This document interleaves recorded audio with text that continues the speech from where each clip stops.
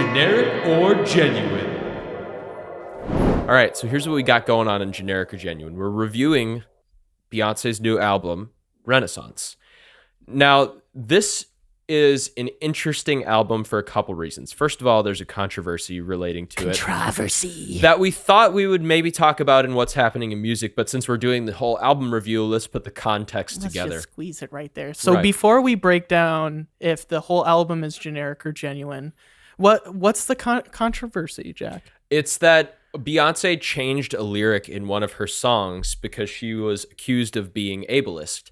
So the accusation flies because of one of the lyrics in her song using the word spaz.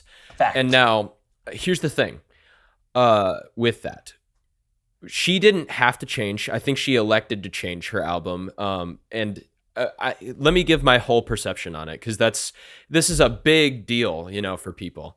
My whole thing is like, people should just be nice to each other. And we should all just try to be nice people, because that makes the world a better place. But you can't force someone to be a nice person.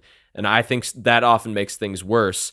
And so what I feel like is happening here is like, people think that Beyonce's a bad person for using this word. So they're trying to make her be a better person and change this stuff. And to me, it's like, it was harmless and she was doing creative expression. And I mean, there are so many worse things that have come out before this that were written by Beyonce or any of your favorite artists, regardless of whether they're, regardless of who you are and what your ability or non-ability is. You know what I'm saying? For sure. I think there's other things to focus on. And I think this hunger about being upset will never really be satiated. And I think it's just going too far. And the interesting thing about it is why is this getting only applied to Beyonce or like Lizzo, for example? Because Lizzo was also accused of being ableist in one of her songs. I think it was About Damn Time, actually. Because they're A-list celebrities and every single thing is going to get picked and prodded. Well, and which company did Beyonce release this album under? Sony. It was exclusive license to Columbia Records. It's a division of Sony. Correct. They're one of the biggest companies in the entire world. Especially for entertainment. They're going to be picking and prodding, and if it's not PC up to that standard, man. They're just afraid of getting canceled, really, is what it comes down to. And NPR made an interesting point, too, that this kind of scrutiny is often aimed at Black people, and especially Black women. And I don't know. My take on that is I might have to agree. Because, so why don't we get mad at Jack Harlow saying, my sweet, sweet semen? Yeah, okay? Right. Or any song from the early. Why don't we get mad at LFO for saying that Chinese food makes me sick? Because that's way more offensive. I think we should get mad at that stuff. But okay, let's get right into Renaissance by Beyonce with the first song, I'm That Girl, coming in at 16.7 million plays on Spotify. Yes, and this is an interesting one because what you'll see throughout this album with Beyonce is that she's pulling from a variety of genres. So one of those is some Latin influence with the habanera. Right, so this song really sets that tone. Yeah. It really gets it grooving. Yes, and it's a common rhythm used in reggaeton. It's the doon sa doon sa doon sa doon sa doon sa. That is also a common rhythm used in club music. It's Latin club music. Yeah. This rhythm can also get called the dembow sometime because of a Shabba Ranks song that's called Dembow. And I think you can describe, there can be many ways to describe a sound, and this is a good example of how something evolves in music, like how, originally it was called habanera back in like the 20s or something, the 1920s, and now it's called the dembow because Shabba Ranks took it into one of his songs. That's great. Overall opinion, it's like evolving and stuff. Pretty good song, I would say. Yeah. And I think the production is great throughout the album, but this one's cool because there's like some crazy panned whispers that come in each of your ears if you listen with headphones or on some good studio speakers. So genuine. I like this song. Well, let's just save it for the end. Okay. Yeah, overall? we'll save it for the end and do an Fair. overall. So we're a little cut on time here. Yeah. So at number 2, we have Cozy at 15 million views. Yep. Starts off with a kind of a spin on the habanera, and another like evolution.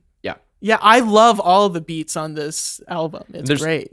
Quite a lot of variety because there's funk later on in the album For too. sure. Yeah, this song specifically highlights how Beyonce's comfortable with herself and how she is, which is also a reason why it's so sad that people are like making her change her album, because the whole point of her album is that she's comfortable with herself. Yeah. And now you're going to attack her, but not other people who have done worse. Yeah. That's where this goes too far. Anyway. Well, a lot of people could say, oh, she's being super egotistical in this album. I want Beyonce to say, I'm motherfucking Beyonce, bitch. Thank you. Yeah. Yeah. Like, can we get a round of applause for that? Can we get a round of applause? There we go. Well, we have to have the haters boo first. Yeah, and then there can be extra applause. So at number 3 is Alien Superstar at 22.5 million. It's getting up there. This one's a bit of a flex, I would say. I don't like it. You don't like this song? I just she completely rips off Way Too Sexy. Oh yeah, that rhythm. Yeah, I'm too sexy for my thing. Yeah. You'll definitely hear it at some point in the song. Oh my gosh. Number 4, we have the song "Cuff It." Yeah, the 20.8 million. It's we're getting the funk. Funk will never die. Ever. Never. Not in About Damn Time. Not in this album. Not in new stuff, because funk will never die. Never. That's what I wrote. I love the I love the orchestration. I love the harmonies from Beyonce. Bridge is great. Vocal production, harmonies, really cool. So I liked it. Sweet. And then so at number 5, we have Energy featuring Beam at 16.9 million. This one is definitely going to... I don't know why this one has as many plays. I thought this one would probably have more like 9 million plays, like some of the later songs. This one's a bit more experimental and sparse, which is why I think it didn't get as many plays as something like maybe Break My Soul. But how did you like the feature on it? Did Beam add to it? It was a good feature. I wouldn't say it was bad. I just, part of me... there's a feeling of there's not too much that's really special about this album, like how like Crazy in Love back in the day was really special, but it's still a good song. It's just not, people's time passes. You can't be famous at the height of something forever, because there's a reason, there's a precipice. So we're like going on a roller coaster right now, because we're kind of a little bit like on a downslope right now. So at number 6 is Break My Soul. 118 million plays. That's the hit. That's the supreme hit. I think it's the flagship track of the album. For sure. Intro is not my favorite with the da da da da da da da da da da da. But the transitions on this album are really cool. Well, so the transition, if you play the transition from Energy into Break My Soul, good. Great. I really like the message of Break My Soul as well. Russell Westbrook was listening to it because of the trade talks. It's like, you won't break my soul. Singing. Church Girl at number 7 with 16.2 million plays. It starts off super like plagal cadence, and like churchy. Yeah, like I've been up, I've been down. Feel like I move mountains. Got friends that cried fountains. I'm warning everybody. Soon as I get in this party, I'm gonna let go of this body. I'm gonna love on me. Nobody can judge but me. Nobody can judge me but me. I was born free. And then it goes into this whole. I drop it like a thotty. Drop it like a thotty. I said now pop it like a thotty. Pop it like a thotty. Me say, now drop it like a thotty, drop it like a thotty. Church girls acting loose, bad girls acting snotty. Let it go, let it out, girl, let it out. Twerk that ass like you came up out the south, girl. I said, now drop it like a thotty, drop it like a thotty. Bad girl acting naughty. And then you can be my daddy if you want to. You can be my daddy if you want to. You can get tatted. You can get it tatted if you want to. And then so later on the lyrics go, I'm finally on the other side. I finally found the urge to smile. It's like, where did this contrast come from? It's so I'm Prison Mike. Yeah right. Like it's that It's that church girl energy of like being really reserved and then just having that crazy shit stir up inside of you and then release it in the most insane way possible. It just flips the song on its head. Yeah. Like, it makes you go, what is going on? And then, oh, that's nice. And then it's, what is going on? Yeah, right. I really like it. I really vibe to it. So it's dualistic. It's interesting. For sure. At number 8, the next one, we have Plastic Off the Sofa at 11.7 million. I mean, the concept of plastic off the sofa, man. Your grandparents' house. It's the holidays. Sure. Yeah. That's interesting. I think it was one of the better tracks on the album. I don't personally like the house stuff so much. I know this was more groovy, kind of towards R&B. It's more of what I prefer. It's just my taste. Next thing we have Virgo's Groove at number 9. With 12.4 million views. And Funk Will Never Die Again. Ever. Never. Just another good funk song. Yeah, you thought this was your favorite track of Personally, cool. My favorite one. What can I say? I'm a sucker. I'm a sucker for funk. Yeah. And then we have at number 10, Move featuring Grace Jones and Thames. Yes. This song was more dancey for sure. Well, I mean, just look at the title, right? Yeah, Move. right, of course. Yeah. Heated. This is the interesting track. Number 11 with 11.2 million plays. Dang it, if it had 11.1. Dang it. 111. But this was the one where she changed the lyric, and the lyric was spazzing on that ass. And I think she now changed it to blasting on that ass. And one of the interesting blasting, things, whoa! I know. I'm going to blast your ass like a bidet, motherfucker. One's talking about grinding, and then one's talking about bidets. That's what I get. I don't know about that. Yeah, I wish she didn't have to change that lyric personally, but that's a groove, this song. Man. Someone had to really listen to that song in order to figure that out. I hope everybody knows that was like in the most insignificant part of the song. Someone had to find that lyric. Number 12, we got Thick, but Thick with a Q-U-E. Q-U-E. 10.6 million plays. No, so it's not thick. It's thick. Like chic or whatever. Well, my physique is thick. Oh God.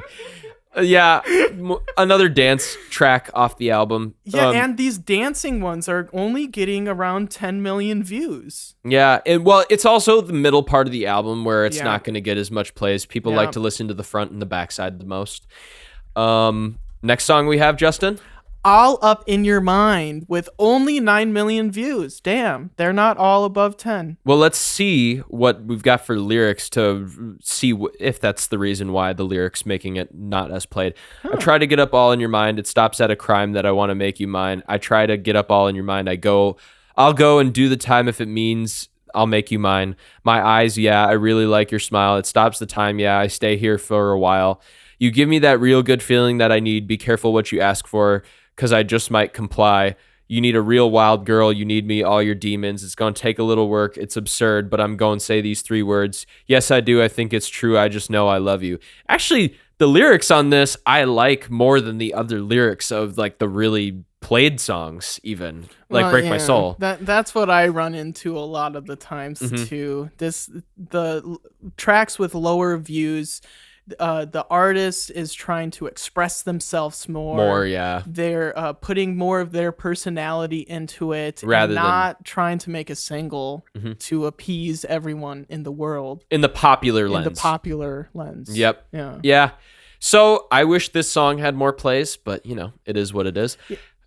At 14, with 9.1 million, again, less plays, America Has a Problem. Yeah, and I mean, it's kind of like, well, no shit, Beyonce. I mean, yeah.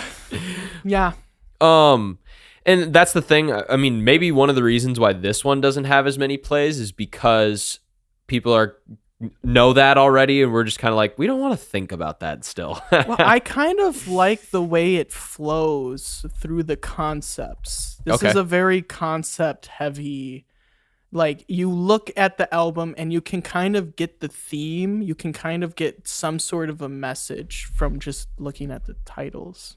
Yeah, but the interesting thing about this is these lyrics don't really connect to the name of the song. Here, let me read it. So we had it connect earlier where energy's going right into, and then it's like, ooh, yeah, well, just do that more. Yeah. So the lyrics for America Has a Problem, just like the first lyrics is, heard you got that D for me, pray your love is deep for me, I'm gonna make you go weak for me, I'm gonna make you wait a whole week for me, I see you watching, I know you want it, I know you need it, you know you want it on you, you need love, I need some too, do you want this like it wants you? She's being a freaking badass. She's being super bougie in this. It literally, the last lyric is, I'm bad. It's true. It's weird. Wow. This one felt a little weird to me. Yeah. Then number 15, we have Pure/Honey, and that has 10.1. Yep. It's kind of another, for me personally. Yeah. I don't know really what to think of it. We're coming again to the last song of the album, Summer Renaissance. Oh my goodness. We broke it down and today's top hits, and it's I Feel Love by Donna Summer. That's what it is. Exactly like that, yeah. And then we had another example of it literally sounds like Way Too Sexy. Yep. It's like you didn't accidentally do that. You didn't accidentally do that. There are parts of this album that could have used some work. However, I feel like still it's a good album, and I think there's some great tracks on it. It's just I don't know. Beyonce's been in the limelight for so long that people kind of expect her to outdo something that's impossible to outdo. Yeah, ever since Destiny's Child. I mean, right. So this whole album got over 300 million total views on Spotify. Mm-hmm. And then over the first week, it had the equivalent of 332,000 sold albums. Which is a lot, actually. It's more than Kendrick. Kendrick only had 300, and then Drake's Honestly Nevermind had a 228. So I get the vibe that this was kind of like Beyonce's I'm going to express myself, but let's make it kind of like a dance thing so we can have it live forever in the clubs, in elevators, I kind of feel like they tried to do the same thing. It could be. Yeah, I mean, it could be. Additionally, I feel like this is her just expressing herself in the same way that kind of Nas did with King's Disease 2. Yeah. Maybe, I don't know. The reception-wise, I think these were probably referring to King's Disease 2 and this album. I think they're received well, better than the Honestly Nevermind album by Drake. Yeah, way better than that album. My goodness. But what are we going with? Are we going generic or genuine? You first. Well, it's Beyonce, so Beyonce being egotistical and generic is still genuine to me. Like, no matter how far, she could have done this way worse. Hey, she is that bitch. Yeah, because she could have had it could have been as good as the Drake album, and I would have still called it genuine because it's Beyonce. And I'm gonna have to agree. This is a Beyonce album where she gets to express herself and explore some different genres, and I think those are all great things and interesting too. She really gets aggressive on this album too. So it's really nice to hear like Beyonce having this just monstrous voice. Yeah, different perspective for sure. So this has been the Cheap Shot Music Podcast. Please download or stream this episode wherever you get your podcasts. Please leave a like and or a comment on our social medias. It's greatly appreciated. And thank you everyone for watching and listening.